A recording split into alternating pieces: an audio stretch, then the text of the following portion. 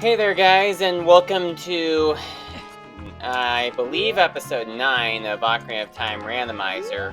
And right now, I am in Gerudo Fortress, and right now I have no idea on what I'm supposed to be doing.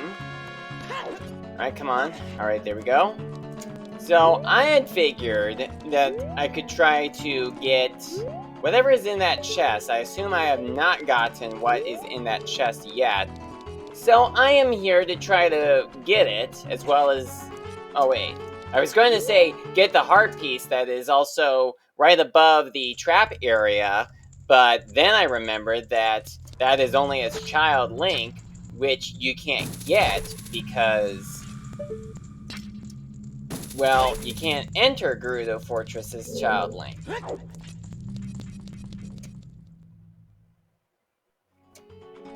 Okay, let me see. Alright, so that chest is closed, so that means that anything could be in that chest.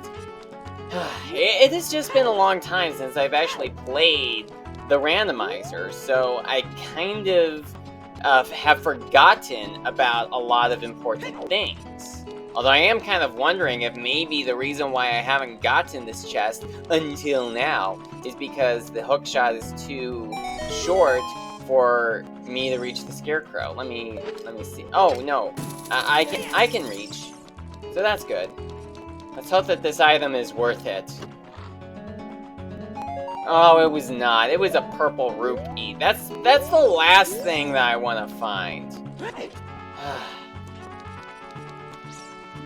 So, as you can probably imagine, at the moment, I really have no idea about what it is that I need to do to progress through the game. I have tried to look at that spoiler log again, but I can't, well, either I can't do it, period, or I just haven't tried hard enough. So, at the moment, the things that we are missing in order for us to progress would be the fairy slingshot, which we need in order to beat the Great Deku Tree, and we need to get the bow in order for us to get through the Fire Temple, and we need to have the Magadon Hammer in order for us to get to the Fire Temple, and we also need Iron Boots to get through the Water Temple. I don't think you can get through the Water Temple without the Iron Boots. I think that I tried to open the Water Temple a couple episodes ago, and I just wasn't... I either was not able to open the Water Temple, or I went through the Water Temple, but without the Iron Boots, it was just very difficult to do. I'm pretty certain that I got whatever item appears in this place. But I'm gonna go ahead and check it out anyway. I'm making a save state because although I have killed that bird that would knock me off, I'm quite certain another... Okay, yeah, I did get this one. I thought I had.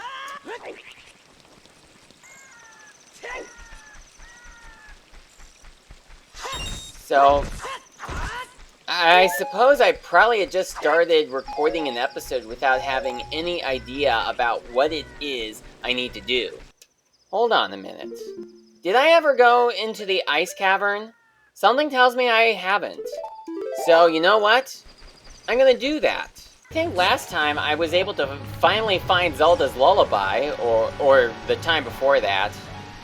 Yeah, it has been a while. Yeah, but I don't think that I have entered Zora Domain as Adult Link, because I did not have Zelda's Lullaby before. Oh, and you probably might have guessed that the light green tunic that we are wearing right now is the Zora tunic. I put it on before I actually started recording the episode.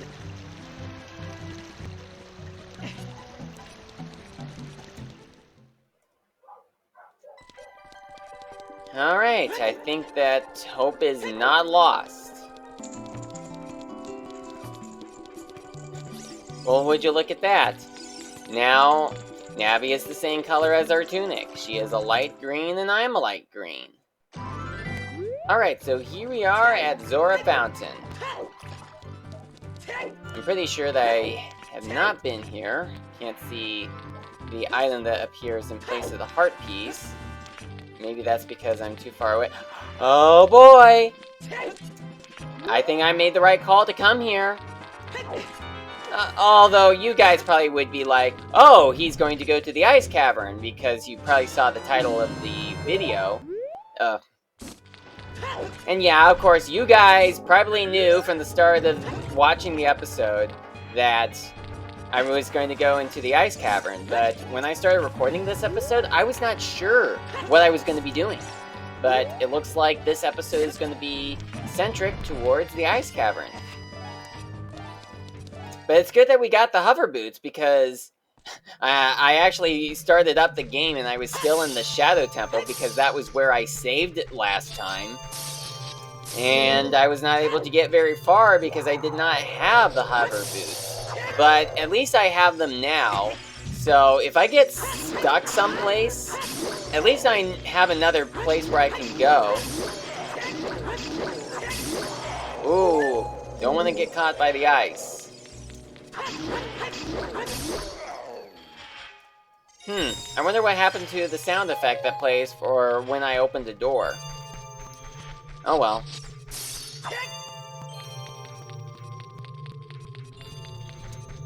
Alright. Here are a bunch of silver rupees for me to pick up, but I am not able to actually hold them, but it does not matter. I have been thinking about maybe doing a sort of video where I discuss about what the minimum number of rupees is actually required in order to beat the game. Although I'm sure some people are going to say, well, Eli, it's actually possible to beat the game without collecting any rupees. Didn't you see that playthrough that some person made where he was actually able to beat the game without collecting a single rupee? And yes, I have seen that, but he had to use glitches in order to get through that. The type of video that I have in mind is one that asks about how many rupees you are required to get in order to beat the game legitimately. Like, what the minimum requirement of rupees is in a non-glitchful playthrough. Like, how many rupees do you need to get? What's the minimum number of rupees you need to pick up in order to beat the game without using any glitches? I think that it's somewhere around 400, but I am thinking of actually doing a video at some point to actually confirm that.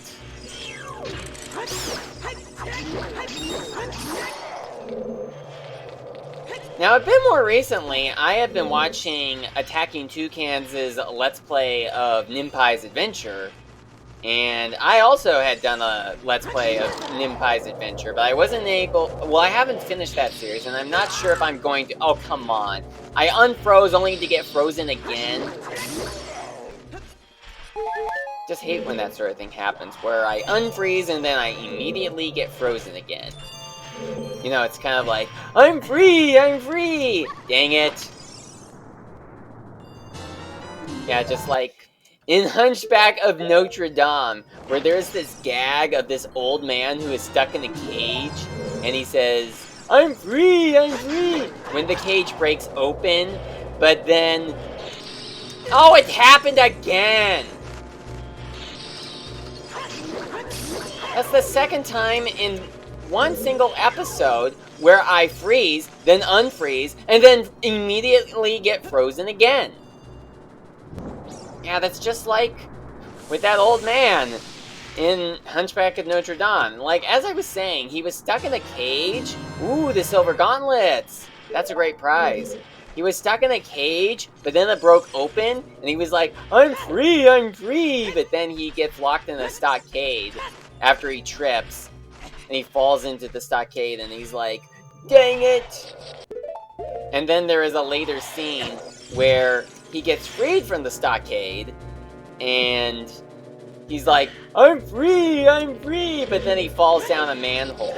I don't think his fate is known after that. I think it's become a meme on the internet.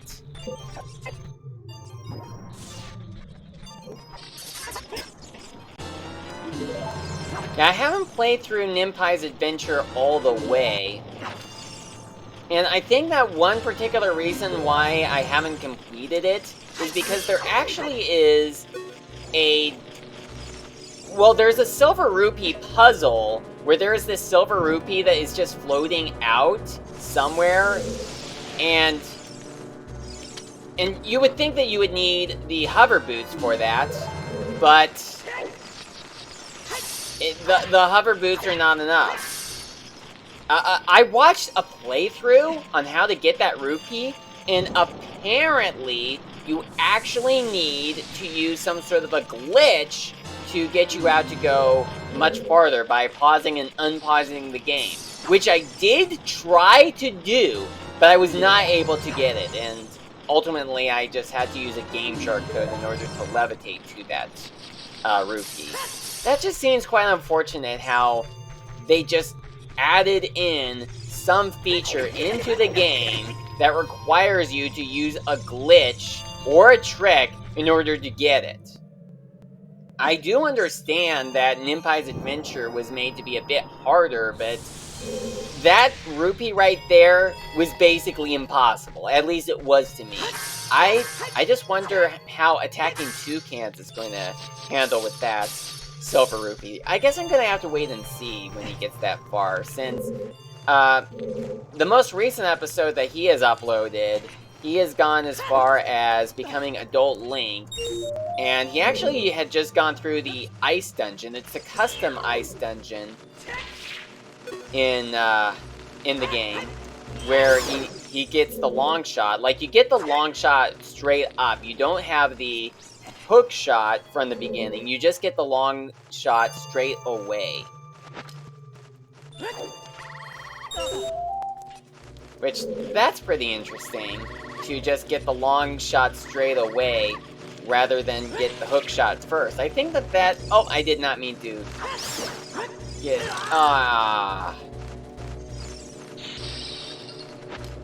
I did not mean to get the ocarina out.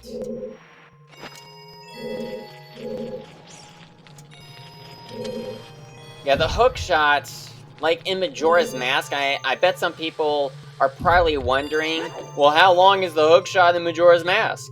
Well, I think I read somewhere that it's the same length as the long shot in Ocarina of Time. I mean, it does make sense since you can reach any area that is hook shotable in the game.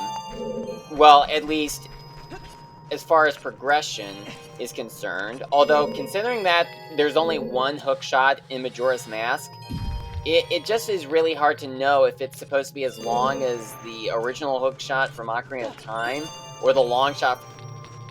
But I think that I read somewhere that it's the same length as the hook shot in Majora's Mask, which kind of makes sense.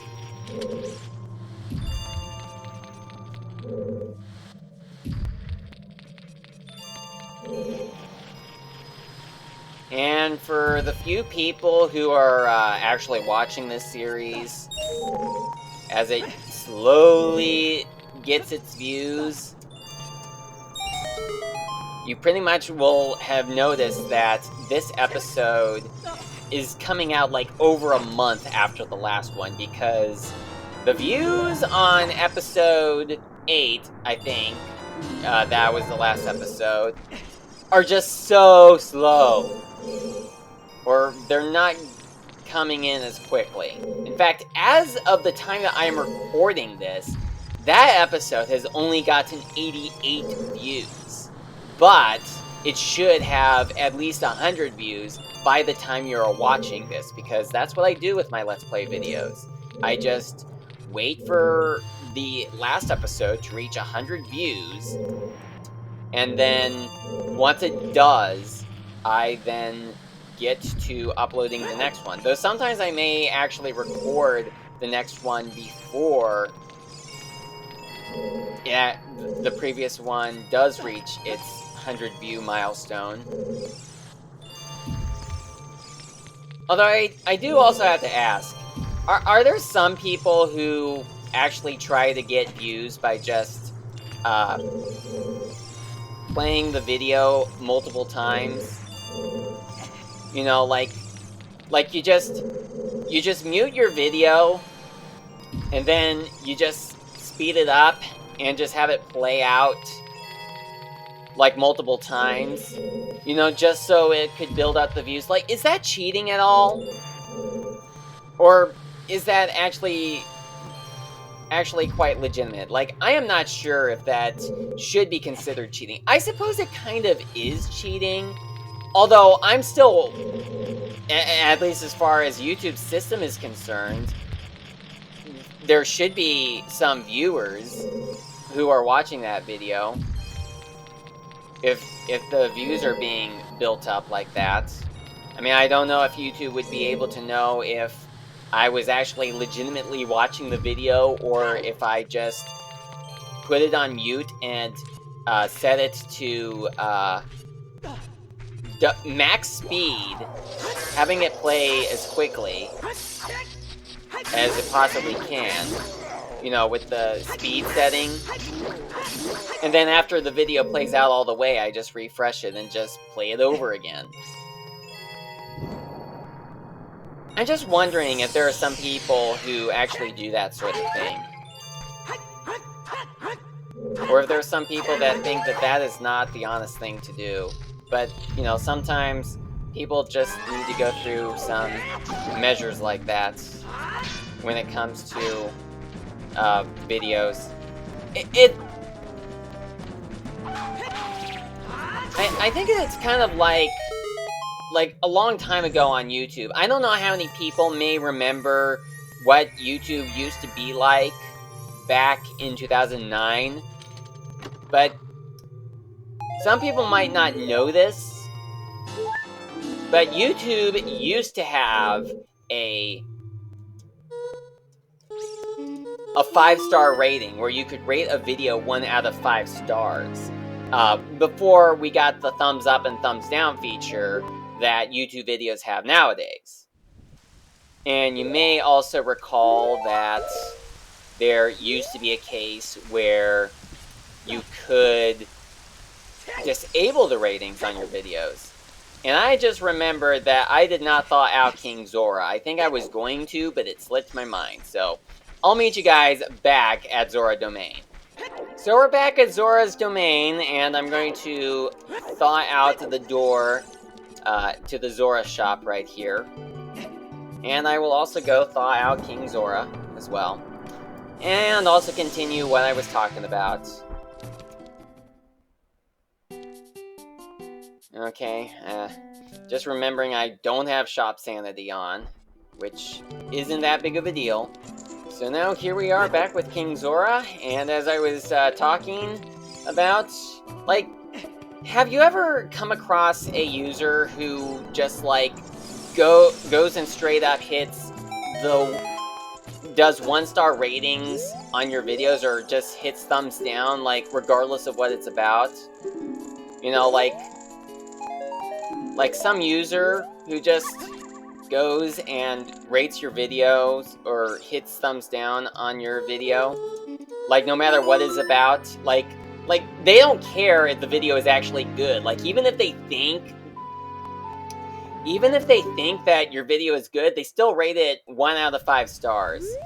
Yeah, that is something that used to happen to me a lot. I'm not going to say what user it was that was doing that, but needless to say, it was just quite aggravating. But I was able to bypass that, or try to stop that guy by just disabling the ratings on my videos. And I'm also going to talk about another form of dishonesty with, or I suppose it could be dishonest in some aspects. Like, wait a minute, do I have the Lens of Truth? No, I don't. Well, I guess I'm gonna have to just use save states, which I guess is another form of dishonesty. But you know what? I don't care.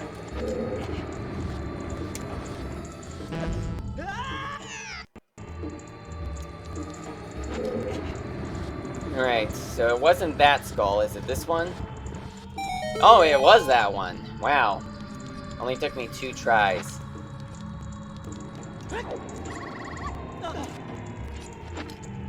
So what I had done to try to beat that guy who was rating my videos 1 out of 5 stars no matter what, was actually by just rating that video 5 stars myself when I first upload it, with another account. You know, like, I have 3 accounts, and you know, when I upload that video onto my main channel, then I just log into another account that I have, rate it 5 out of 5 stars actually, and then I log back into my first account, and then disable the rating so that nobody can rate at 1 out of 5 stars.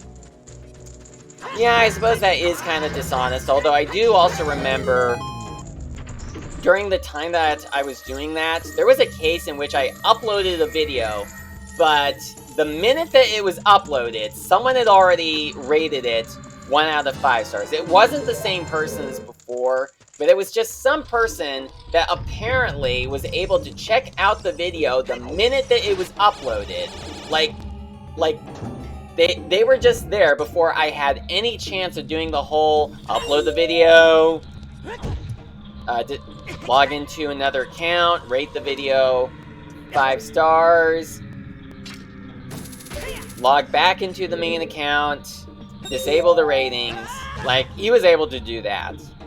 And I think that something I had to do was just, like, to prevent that from happening again, I just went ahead and actually had the video be set to private and just sent it to my other account so I could then rate the video 5 out of 5 stars, and the same tactic that that guy used to rate the video 5 out of 5 stars, hooray, the Requiem of Spirit, would not work again. Although I'm not sure how many people have experienced that sort of thing, at least during the time that YouTube had the 5-star rating system, instead of the like and dislike system that YouTube has nowadays. You know what? I think that I'm going to end the episode right here. So, thank you so much for watching, and I think that in the next episode, I'm going to start out with going to the Spirit Temple, since we found the Requiem of Spirit. So, thank you all very much for watching, and I will see you guys in the next video.